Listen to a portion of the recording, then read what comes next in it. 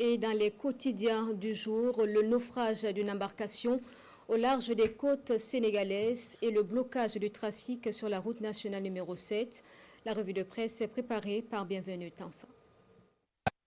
Axe Bobo-Dioulasso-Banfora, le trafic interrompu depuis dimanche en raison de la dégradation du pont de Tarfila, alerte le journal Le Pays. Le trafic routier suspendu, le trafic ferroviaire également, souligne le journal Le Quotidien. Banfora, coupé donc de Bobo-Dioulasso, et c'est suite à une pluie diluvienne que l'ouvrage sur la RN7 s'est affaissé, bloquant la circulation, a constaté l'observateur Palga. Mais le directeur général de l'entretien routier rassure, selon l'Express du Faso, des travaux sont en cours pour établir le trafic, assurance donnée également à Sidoya. La comptabilité macabre se poursuit au large des côtes sénégalaises, s'attriste le journal Le Pays. Le week-end écoulé, explique-t-il, un navire de fortune avec à son bord au moins 150 passagers a chaviré au large de la ville de Mbou à une centaine de kilomètres de Dakar.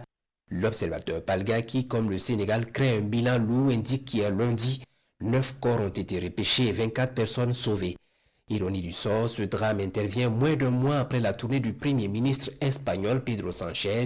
Ils s'étaient rendus respectivement en Mauritanie, en Gambie et au Sénégal pour parler immigration illégale et comment y remédier, rappelle le journal Aujourd'hui au Faso. Et voilà, la problématique de l'immigration illégale refait surface, regrette le doyen des quotidiens. Il a le sentiment que les différentes initiatives de lutte contre l'immigration clandestine ne sont pas productives.